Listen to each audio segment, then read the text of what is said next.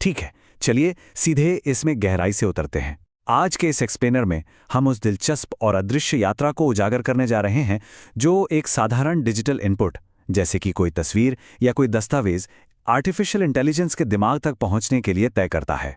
जब हम किसी सिस्टम में कोई फाइल अपलोड करते हैं तो वो केवल एक क्लिक नहीं होता, वास्तव में वो एक विशाल और जटिल एआई पाइपलाइन की शुरुआत होती है। ये बिल्कुल एक बड़े पजल जैसा है। आज हम मूल डेटा और शोध का उपयोग करके इस पूरी पाइपलाइन को डिकोड करेंगे और समझेंगे कि मशीनें आखिर कैसे देखती हैं, पढ़ती हैं और अंततः हमारे डेटा का विश्लेषण कैसे करती हैं।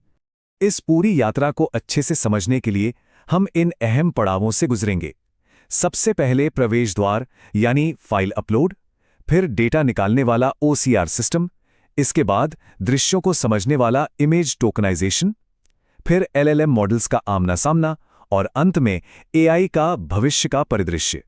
तो चलिए सबसे पहले पड़ाव से शुरुआत करते हैं, प्रवेश द्वार यानी फाइल अपलोड। सॉफ्टवेयर की दुनिया में ये प्रवेश द्वार अक्सर st.file अपलोडर जैसी विजेट के रूप में सामने आता है। यह स्ट्रीमलीट का एक ऐसा टूल है जो डेटा सबमिट करने का काम करता है। देखने में यह स्क्रीन पर बस एक साधारण सा बॉक्स लगता है, लेकिन पर्दे के पीछे यह एक बेहद महत्वपूर्ण पुल है। यह वह जगह है जहां से सारा डेटा सिस्टम के अंदर जाता है ताकि एआई अपना असली काम शुरू कर सके। यह प्रवेश द्वार कितना बहुमुखी है, यह देखना वास्तव में दिलचस्प है। यह सिर्फ एक तरह की फाइल तक सीमित नहीं है। छवियों के लिए जेपीजी से लेकर डेटाबेसेस के लिए सीएसवी तक यह सब कुछ स्वीकार कर सकता है। यहाँ तक कि यह पूरी की पूरी डायरेक्टरी को एक साथ अपलोड करने की सुविधा भी देता है। डिफ़ॉल्ट रूप से यह 200 मेगाबाइट्स प्रति फाइल तक का डेटा संभाल सकता है, लेकिन सबसे महत्वपूर्ण बात यह है कि यह इस अपलोड किए गए डेटा को बाइट्स आईओ ऑब्जेक्ट में बदल देता है। आसान शब्दों में कहें तो यह डेटा को एक ऐसे रूप में ढाल देता है जिससे मशीनें आसानी से पचा सकें। अब सफर के दूसरे हिस्से पर चलते हैं, डेटा निकालना या ओसीआर सिस्टम। अब जो बात वास्तव में दिलचस्प है वो ये है कि कैसे ये तकनीक भौतिक दुनिया और डिजिटल दुनिया के बीच एक सीधा पुल बनाती है। ऑप्टिकल कैरेक्टर रिकॉग्निशन या संक्षेप में ओसीआर वो तकनीक है जो एक स्थिर पिक्सल वाली तस्वीर को ऐसे टेक्स्ट में बदल देती है जिसे मशीन पढ़ सकती है। ये केवल तस्वीर को देखने के बारे में नहीं है, बल्कि उसके अंदर के अक्षरों और शब्दों को बारीकी से पहचानने के बारे में है, ताकि बाद में हम उन्हें खोज सकें या एडिट कर सकें। अगर हम इसके इतिहास पर नज़र डालें तो ओसीआर हमेशा से इतना स्मार्ट नहीं था।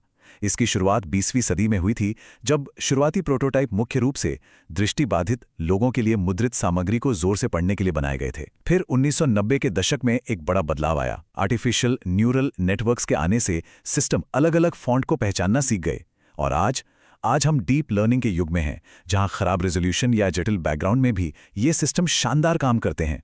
इस पूरी प्रक्रिया में कॉन्वोल्यूशनल न्यूरल नेटवर्क यानी CNN का रोल बहुत अहम हो जाता है। ये नेटवर्क एक ही बार में पूरे अक्षर को नहीं देखता, इसके बजाय ये फीचर एक्सट्रैक्शन करता है। ये तस्वीर को छोटे छोटे हिस्सों में तोड़कर किनारों, वक्रों और आकृतियों जैसी अनूठी विशेषताओं को निकालता है। फिर कई परतों से गुजरने के बाद ये तय करता है कि वो अक्षर वास्तव में क्या है। सच कहें तो ये काफी हद तक हमारे इंसानी दिमाग के काम करने के तरीके से प्रेरित है।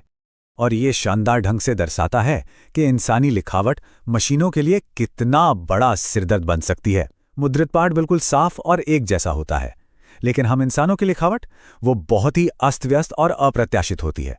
हम एक ही अक्षर को कई अलग अलग तरीकों से लिख सकते हैं। अलग अलग लिखावट शैलियों और जुड़े हुए अक्षरों के कारण मशीनों के लिए इन पैटर्नों को डिकोड करना बहुत मुश्किल हो जाता है। इस चुनौती को इन आंकड़ों से बखूबी समझा जा सकता है।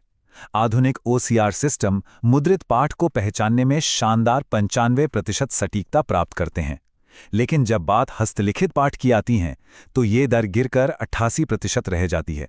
ये इस डेटा पाइपलाइन में एक बहुत बड़ी बाधा है और यही कारण है कि अब विशेष रूप से लिखावन को बेहतर ढंग से समझने के लिए और भी उन्नत तकनीकों का सहारा लिया जा रहा है। चलिए अब अगले पड़ाव की ओर बढ़ते हैं, दृश्यों को समझना यानी इमेज टोकनाइजेशन। छवियों के साथ काम करने के लिए मशीनों को उन्हें ऐसे रूप में बदलना होता है जिसे वे तेजी से प्रोसेस कर सकें। यही लेटेंट स्पेस की अवधारणा काम आती है। संक्षिप्त में लेटेंट स्पेस एक तस्वीर का गणितीय रूप से संकुचित यानी कंप्रेस्ड रूप है।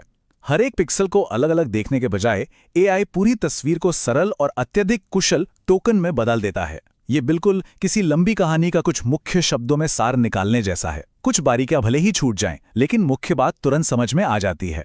इन टोकन को बनाने के दो मुख्य तरीके होते हैं, हार्ड टोकन और सॉफ्ट टोकन। हार्ड टोकन असतत होते हैं, मानो हमने तस्वीर को एक ग्रिड में काट दिया हो, जहां हर बॉक्स एक अलग टोकन बन जाता है। और सॉफ्ट टोकन, ये बहुत लचीले होते हैं। ये बिना किसी कठोर सीमा के तस्वीर के बारे में अधिक गहरी और सूक्ष्म जानकारी को एनकोड करते हैं। ये दोनों ही तरीके मशीन को यह तय करने में मदद करते हैं कि आगे के विश्लेषण के लिए जानकारी को कैसे परोसा जाए। और अब हम पहुंचते हैं इस पूरे ऑपरेशन के दिमाग तक, प्रोसेसिंग पावर, एलएलएम का मुकाबला। जरा इस हैरान करने वाले नंबर पर गौर करें, 10 लाख। ये जेमिनी 1.5 फ्लैश की कॉन्टेक्स्ट विंडो का आकार है। आसान शब्दों में समझें तो ये मॉडल एक ही बार में 10 लाख टोकन तक की जानकारी को प्रोसेस कर सकता है। इसी विशाल क्षमता के कारण ये मॉडल टेक्स्ट, चित्र और वीडियो जैसी जटिल जानकारी का एक साथ और बहुत गहराई से विश्लेषण करने में सक्षम हो पाता है। और अब तुरंत इसकी तुलना ChatGPT-4o से करते हैं, जिसकी कॉन्टेक्स्ट विंडो 1,28,000 टोकन की है। जेमिनी के 10 लाख के सामने ये काफ़ी कम लग सकता है, लेकिन सच तो ये है कि ये कोई कमी नहीं है। ये सिर्फ एक अलग आर्किटेक्चरल दृष्टिकोण है जो जानकारी की मात्रा के बजाय तार्किक उपयोग पर अधिक ध्यान केंद्रित करता है।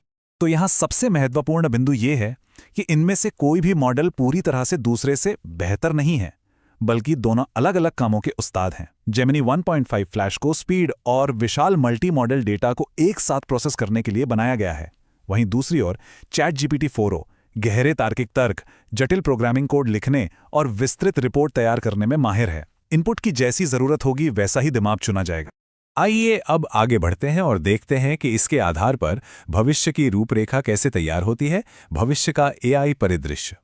आने वाले समय में एआई पाइपलाइनें सिर्फ तेजी नहीं बल्कि अधिक पारदर्शी भी होंगी। सबसे पहले है एक्सप्लेनेबल एआई, जो इन प्रणालियों के फैसले लेने की प्रक्रिया को हमारे लिए एकदम पारदर्शी बनाएगा। फिर आता है एज कंप्यूटिंग का नंबर, जहां भारी क्लाउड सर्वर पर निर्भर रहने की बजाय डिवाइस के अंदर ही रियल टाइम प्रोसेसिंग होगी। और अंत में ह्यूमन इन द लूप दृष्टिकोण, जहां इंसान सीधे एआई के नतीजों को सुधार सकते हैं, जिससे सटीकता का एक बिल्कुल नया स्तर देखने को मिलेगा।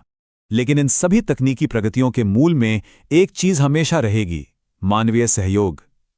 एआई का भविष्य केवल बड़ी कंपनियों के बीच की दौड़ नहीं है, यह सहयोगात्मक नवाचार के बारे में है। अलग अलग शोधकर्ताओं, विचारों और मॉडलों की ताकत को एक साथ मिलाकर ही हम एआई की वास्तविक क्षमता को पूरी तरह से उजागर कर सकते हैं। जैसे जैसे ये पूरी पाइपलाइन इनपुट से लेकर कॉग्निशन तक पहले से कहीं अधिक तेजी से आगे बढ़ रही है, एक अहम सवाल खड़ा होता है।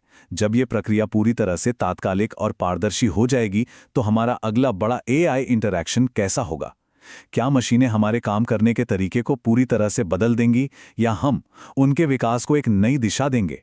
ये एक ऐसा रोमांचक भविष्य है जिसका इंतजार हम सभी को है। आज के इस एक्सप्लेनर में शामिल होने के लिए बहुत बहुत धन्यवाद।